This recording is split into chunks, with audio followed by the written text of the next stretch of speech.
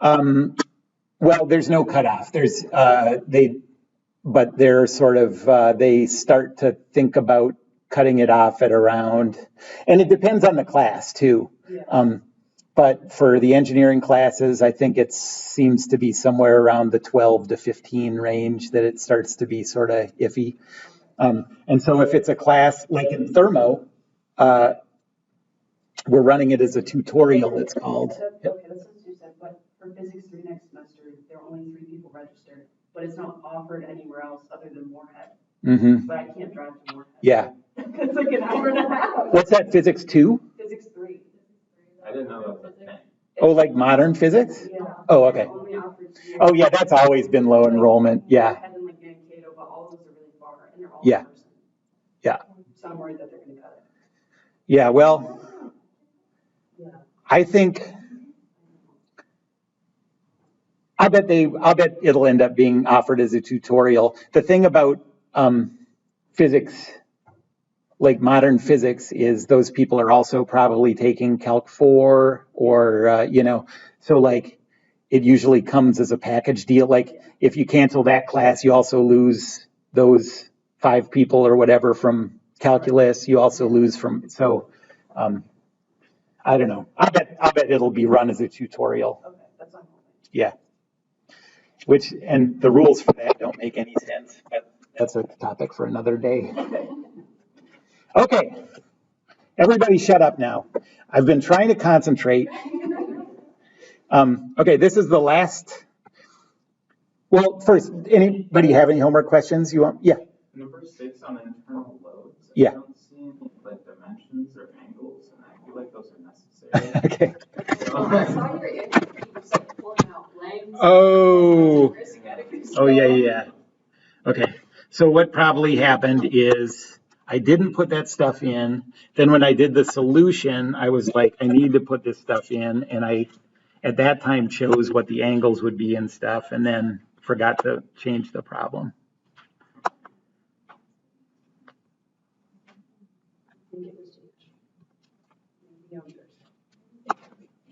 No, it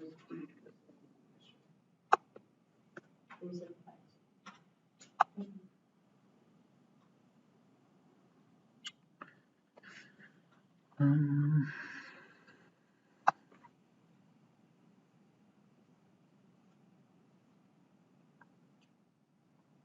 Right. So you're right. There's no information there. You need information to start that problem. I would use the information that is in the solutions. That's what it should be. Any other questions?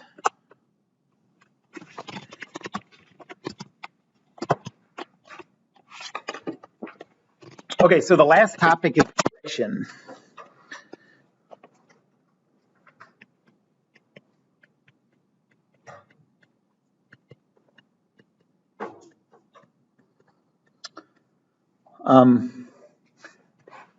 And we are going to do 3 types.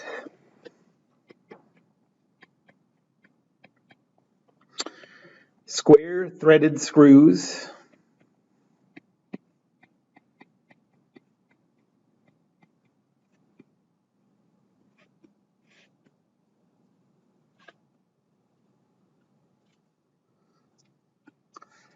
belt friction,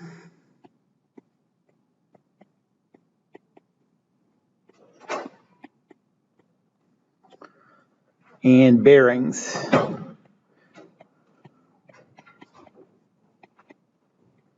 And we'll do 2 types of bearings. So A is journal bearings, and B is thrust bearings.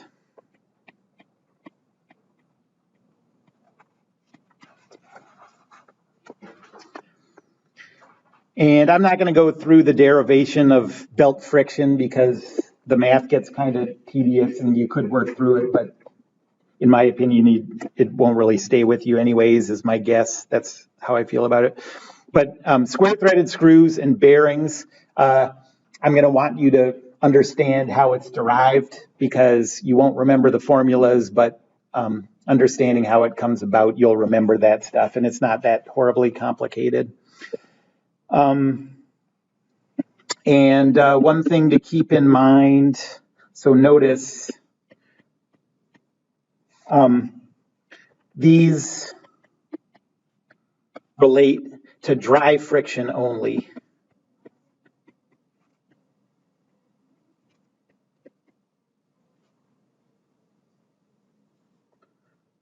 Not viscous friction, not like, so if a space is lubricated with oil or something, then it's viscosity that determines the behavior of the friction. But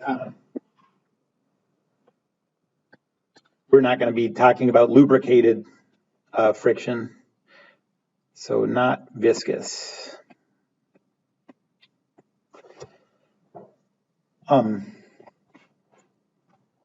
And that's because all of these derivations are going to use the same ideas for friction that you used in physics 1. We're going to talk about the coefficient of friction, and that times the normal is equal to the friction force. Okay, so I'm going to start with square threaded screws.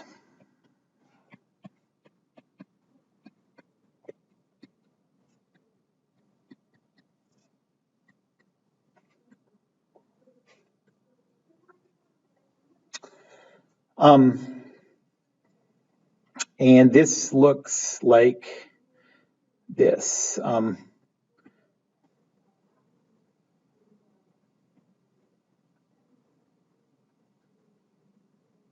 Okay, so what I'm drawing now is the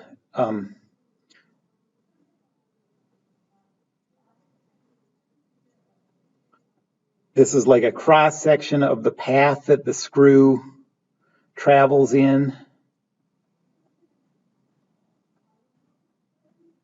Okay, and the screw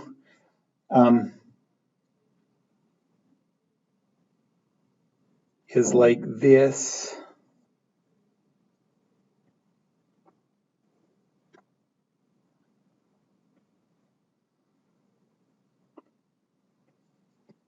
Are you sort of following what I'm trying to draw here? No? Okay.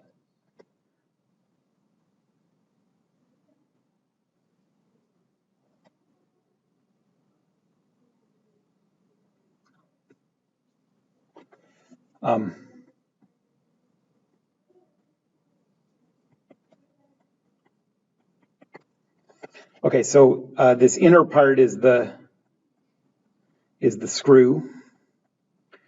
The outer part is the thread that it contacts.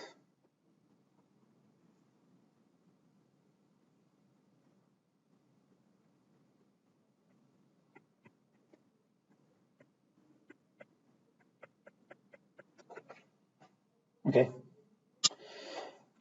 And the square threaded part is, you can see that those threads are squared off. So what we're not doing is screws like this.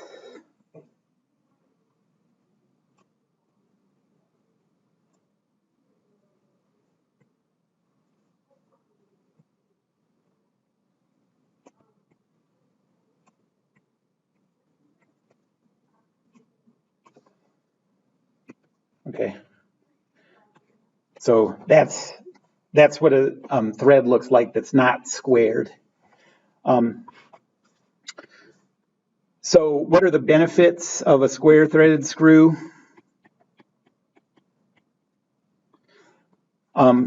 First, it supports bigger loads.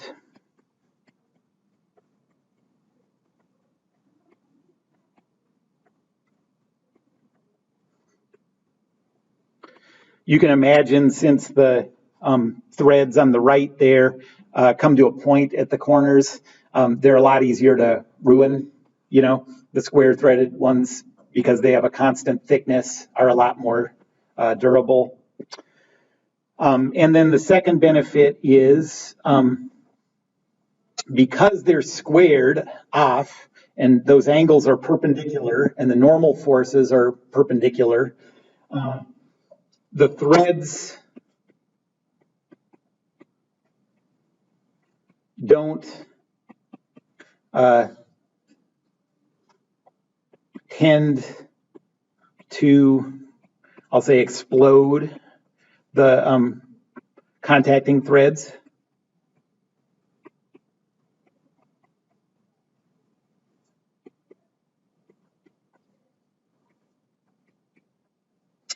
And you can see that if you look at the direction of the normal forces for these two different kinds of threads.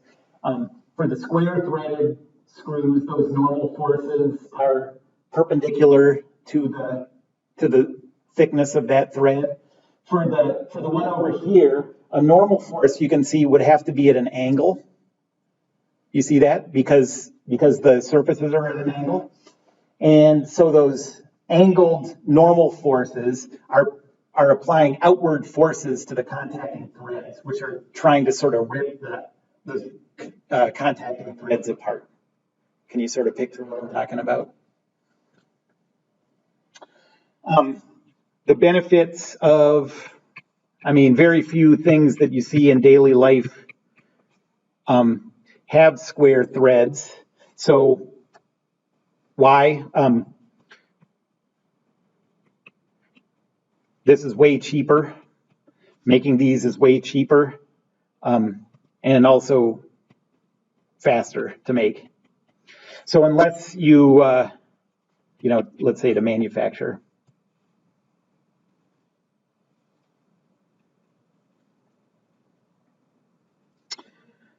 So unless you're dealing with very big loads, there's not any reason to go through the effort of making square threaded screws. But for things like car jacks, they use square threaded screws because you're talking about really big loads.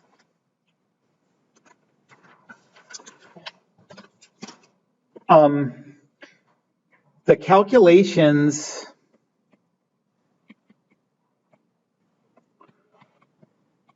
for square threaded screws are based on blocks sliding along inclines. It's not super clear. It's not clear at all yet why that is, but I'm going to do a little review of this, and then I'll show you why that is that they're related. Calculations for square threaded screws are all based on blocks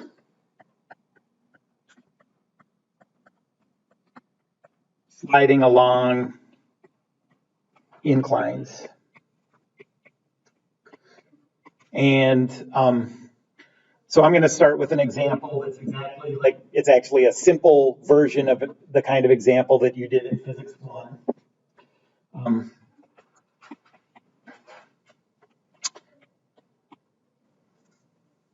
So let's say that we have an incline that's at an angle of 20 degrees with the horizontal.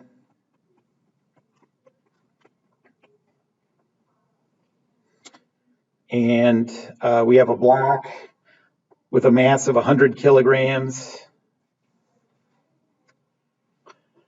And we're going to do this in two separate parts. This is the force up, Fu. This is the force down, Fd. And those are both horizontal. The coefficient of friction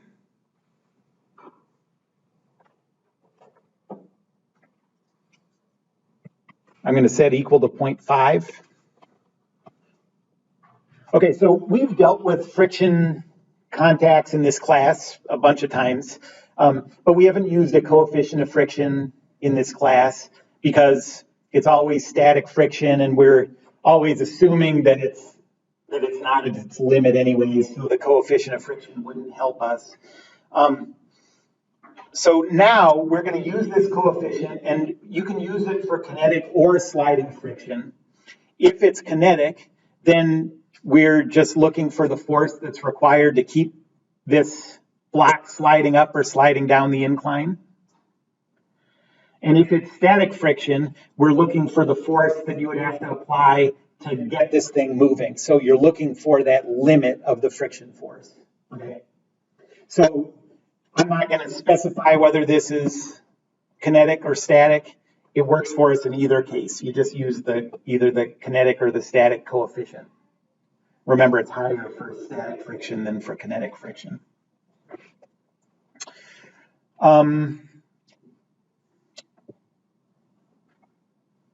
Okay, so first, what's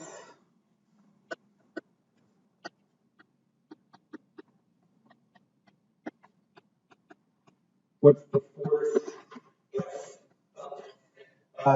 to make it slide up the ramp?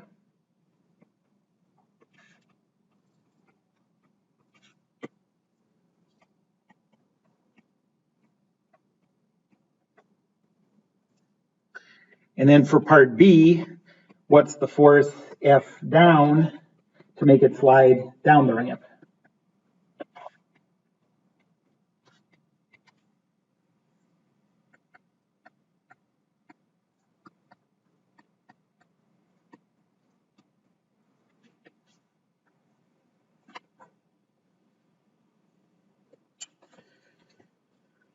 I want you to notice, so this is the meaning of this. So if the coefficient is the static coefficient of friction, then we're looking for the force that would initiate motion.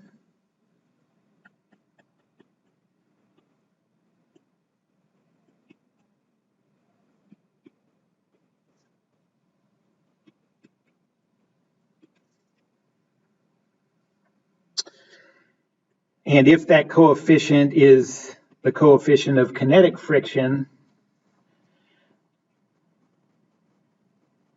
then we're looking for the force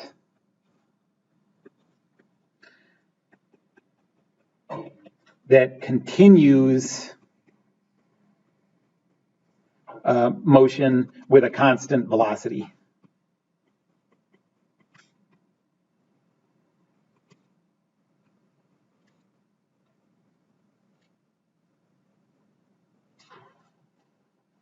Okay. So the calculation is the same either way, but those are the two things that we can think of calculating. All right, so we're going to go back to, I've been saying this whole semester, like, for problems with friction contacts, there's no reason to change the coordinate system. We're just going to use the regular coordinate system and assume it applies an unknown force vector. But now for this, we are going to do what you did in Physics 1. We're going to use the rotated coordinate system. Okay, so we're going to use a coordinate system with the y-axis pointing out of the incline and the x-axis, whatever makes sense with that, along the incline.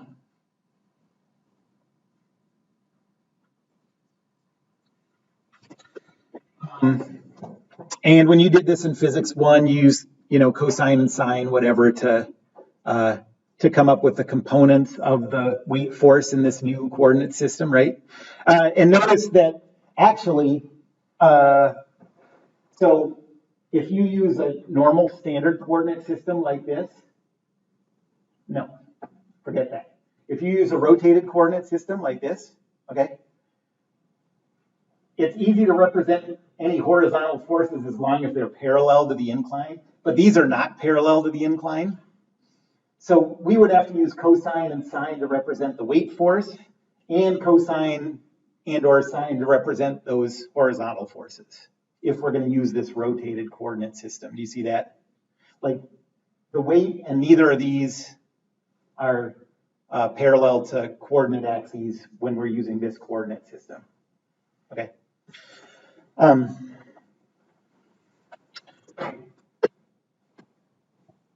So here's the way that we're going to, the quick way to express the weight FU and FD in a rotated coordinate system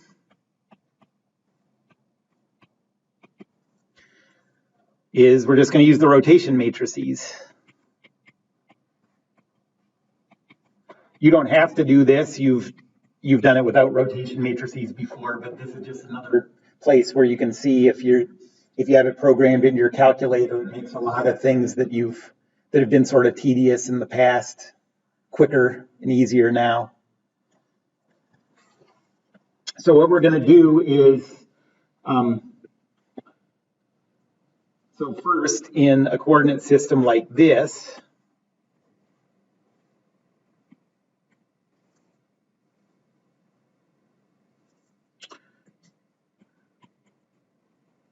the weight force vector is 0, negative 981.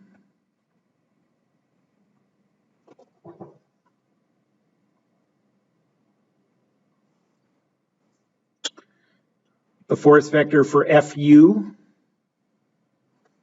is positive FU 0.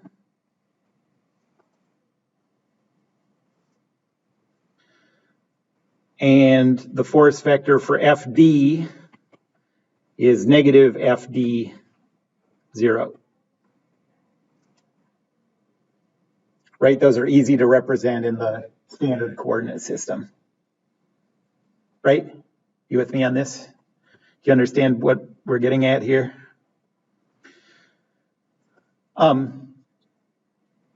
So we already have those vectors in the non-rotated coordinate system. Now let's think what we have to do to go to the rotated coordinate system. So if we start out like this, and we want to go to this, is that a positive or negative rotation about the z-axis? Positive, yep. So that's positive 20 degrees about the z-axis. And so the rotation matrix is cosine of 20, sine of 20, 0, negative sine of 20, cosine of 20, 0, 0, 0, 1.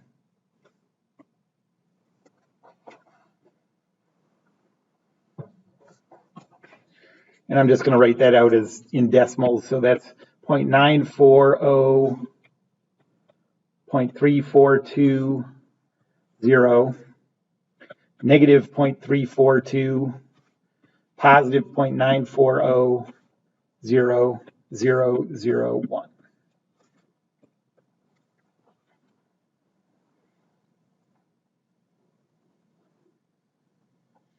And so now to express those three force vectors we had above in the new coordinate system,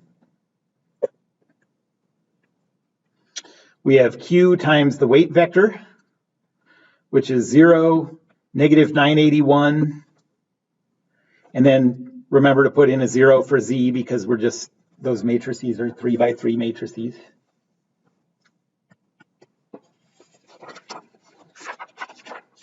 And you get negative 335, negative 921.8, and then 0, I guess, for Z.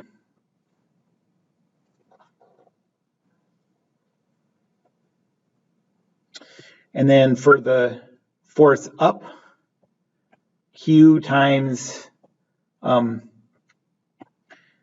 F sub U 0, 0 is 0.940 F sub U, negative 0.342 F sub U, and 0 for Z.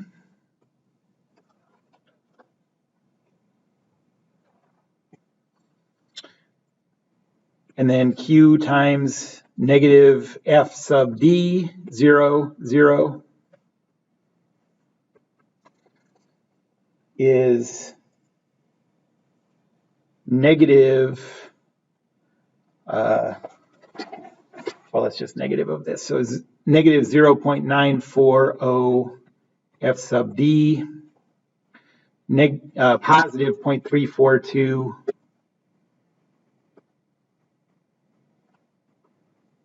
F sub D, and then 0 for Z.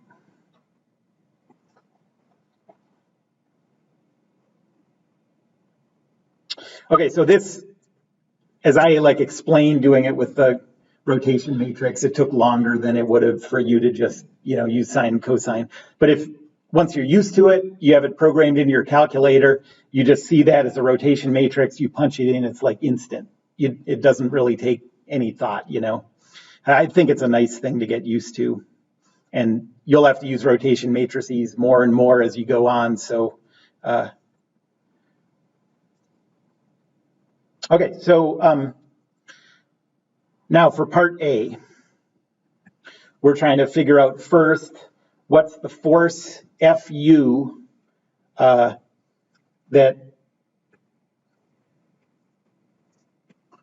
makes this thing move up the ramp. So a free body diagram looks like this. We have the downward force of 981.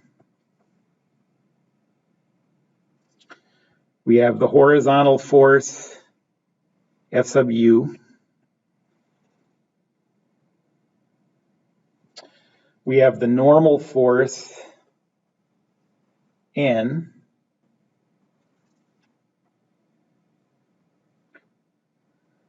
And the friction force is resisting our motion, so the friction force has to be down the ramp. And this is 0.5 times N.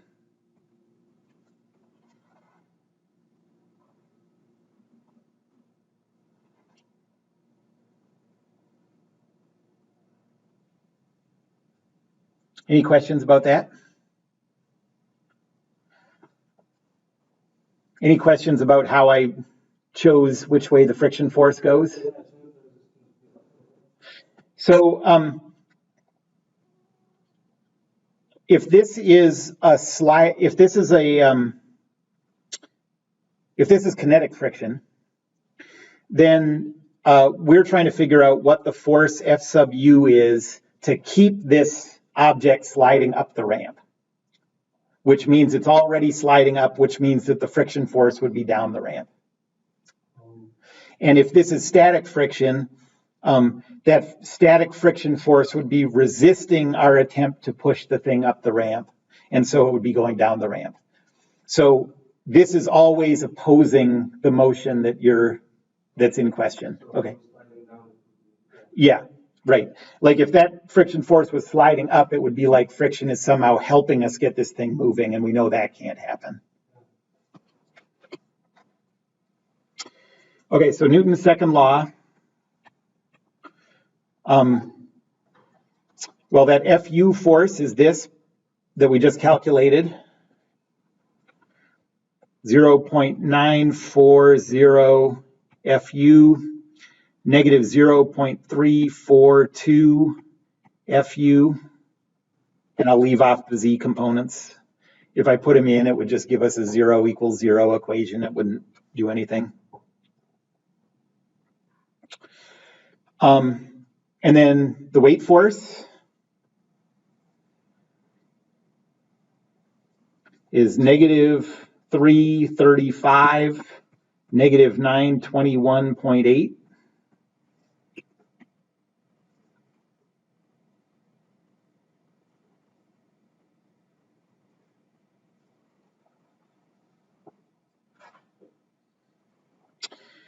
And then the other two forces are squared up with our rotated coordinate system. So we just have, you can combine these. So we have negative 0.5 N for the X component and positive N for the Y component.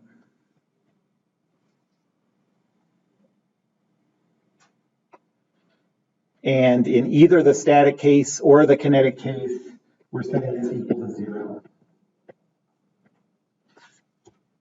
In the kinetic case, it's because we want to see what's required to keep it at a constant velocity, which means no acceleration. And in the static case, we want to see what's the last instant when we've gotten to the limit of the coefficient of friction before this thing starts to accelerate. So you solve that equation the same way, whichever way you're doing this problem. The only thing that changes is what the coefficient is, kinetic or static. Okay, so we have two equations, 0.940 FU minus 0.5 N is equal to 335. And then the second equation says negative 0.342 FU plus N is equal to positive 921.8. That's a system of two equations for two variables. You can, since it's a small system, you could use substitution, or you could just plug it into reduced row echelon form. And what you get out is F sub U is equal to 5. Oh, no, actually, will you solve this? Because I used a different coefficient, I think, when I solved this before. Can somebody solve that equation for me?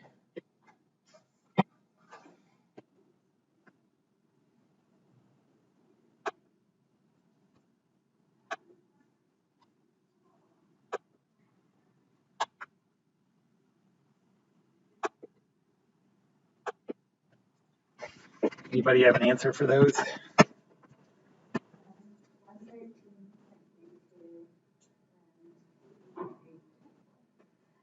113.32, and then the same as before for the normal. Oh no, it wouldn't be the same. What do you get?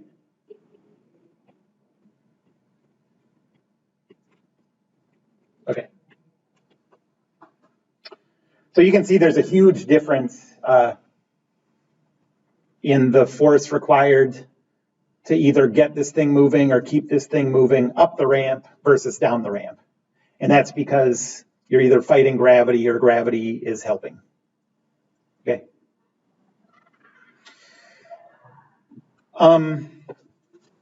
So what does this have to do with square threaded screws?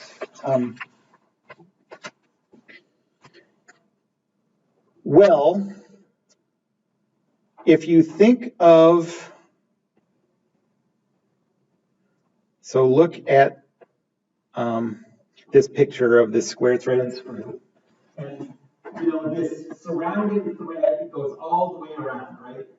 So what we really have is, we have, like you could imagine, one point on the thread of the screw sliding its way up this curling incline around the outer thread, right? You see what I mean? And remember that the friction equations, it's weird that it doesn't account for this, but remember that when we do these friction calculations, we never care at all about the surface area in contact. It's not part of the calculation to know how long that block is. It could be a mile long or it could be an inch long. Okay, that calculation is the same. And so basically what we're doing in this calculation that we're going to do is we're taking the entire thread of the screw and condensing it down into like a little block that's attached to the screw. And that one little block is sliding its way up this ramp. Okay? Can you sort of follow what I mean? So let me draw a picture.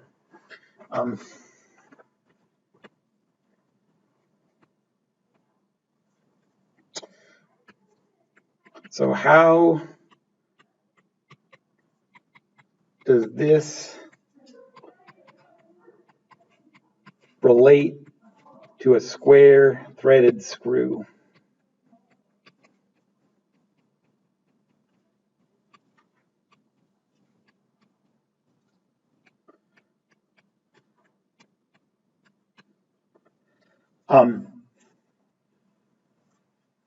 Well, we're going to think about our screw as just being this.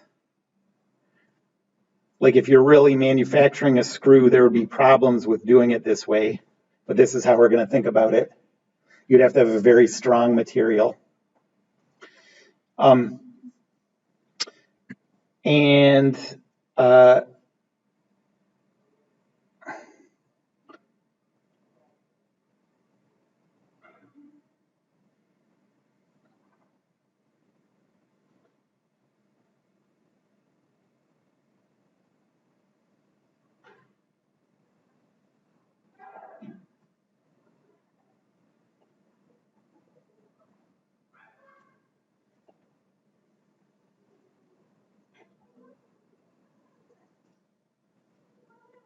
Okay, so the red is the outer thread, the black is the screw, and that screw is just sliding up the ramp.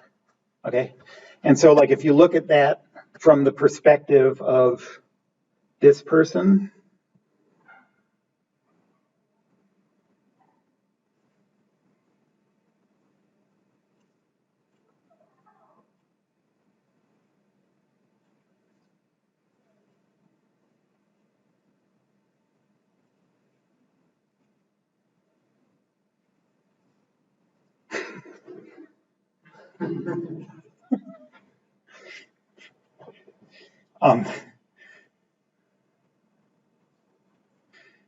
what that looks like, what he sees is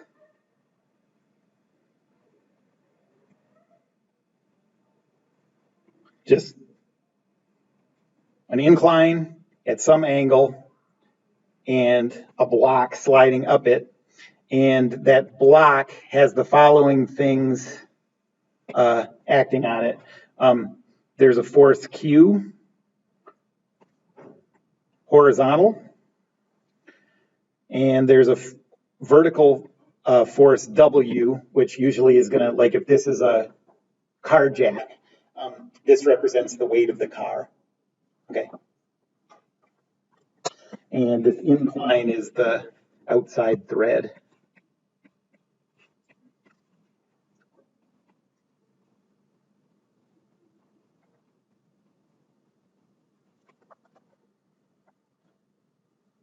Okay. So you'd be ready to do these problems without any more information except that, well, that Q doesn't really represent anything physical, first of all. Like notice that like this force Q is what you would need to turn this screw if the way you turned a screw was taking a pointy stick and pushing on the thread of the screw. But you're not going to do that. So we're going to have to account for that, you know? And then the second thing is if you go to the hardware store, they don't measure screws. I mean, they could, but they don't give you an angle for the screw. They give you a pitch or a lead. And so we'll have to figure out how the pitch or the lead relates to that angle.